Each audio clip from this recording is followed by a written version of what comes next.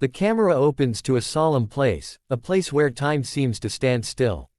The tomb of the unknown soldier glistens beneath the morning sun, its silence guarded by men of unshakable discipline. Among them stands Staff Sergeant Michael Harris, a single dad, a veteran, and one of the few who've earned the honor to guard this sacred site.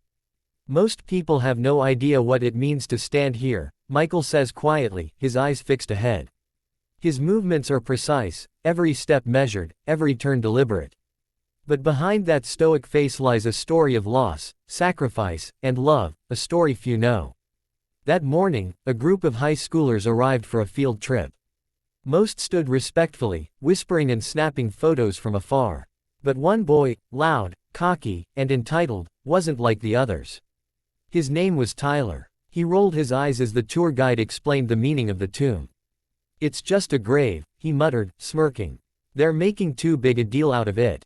The words carried further than he thought. The silence of the place made every disrespectful syllable echo. Some kids gasped, others told him to stop. But Tyler just laughed. That's when Michael, standing at his post, heard it too. He didn't break formation, not yet. His jaw tightened, his breathing slowed. To him, the tomb wasn't just stone and ceremony. It was the embodiment of every brother he lost, in Iraq, in Afghanistan, in battles no one cared to remember anymore. It represented the ones who never made it home, whose families had nothing but folded flags and faded photos. The guard change began. Michael took his slow, precise steps across the black mat, rifle at his shoulder, every movement steeped in centuries of tradition. As he reached his mark, he turned, eyes like steel, and looked directly toward the group. The disrespectful laughter stopped. After the ceremony, the teacher apologized profusely, dragging Tyler by the arm toward the guard station. "I'm so sorry, Sergeant."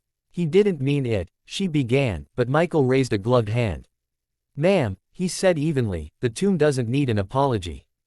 But he does need to understand." Tyler crossed his arms. "It's not that serious, man.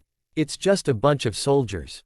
Michael stepped closer, his voice calm but deep with emotion. "You're right, it's soldiers. But they're not a bunch. They're the ones who gave everything, including their names. You sleep free because of people who don't even have graves with names." The boy's smirk faltered. The guard continued, voice trembling slightly. "I was 22 when I carried my best friend's body off the field. His name was Thomas. We promised each other we'd make it home and raise our kids. I did. He didn't. So every day I stand here, for him." The crowd was silent. Tyler's eyes flickered, unsure what to say. But then he noticed something, a small photograph tucked behind Michael's pocket flap. A little girl, smiling wide, missing her front tooth. "That your daughter?" he asked quietly. Michael nodded. "Yeah, she's why I stand strong now.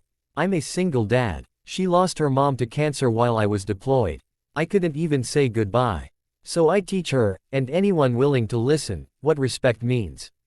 Something shifted in Tyler's expression, guilt, realization, humility. He looked around, at the rows of white stones, the silent honor guards, the American flag waving in the breeze. For the first time, he saw more than stone. He saw sacrifice. The teacher motioned to leave, but Tyler stayed. He reached into his backpack, pulling out a small American flag pin, a gift his grandfather had given him. He hesitated, then stepped forward. "Can I leave this here?" he asked. Michael studied him, then nodded. Together they walked to the edge of the barrier, and the boy placed the pin gently in the grass near the tomb. "I didn't get it before," Tyler whispered. "But I think I do now." Michael placed a hand on his shoulder. "It's not about guilt. It's about gratitude. You carry that with you, every day."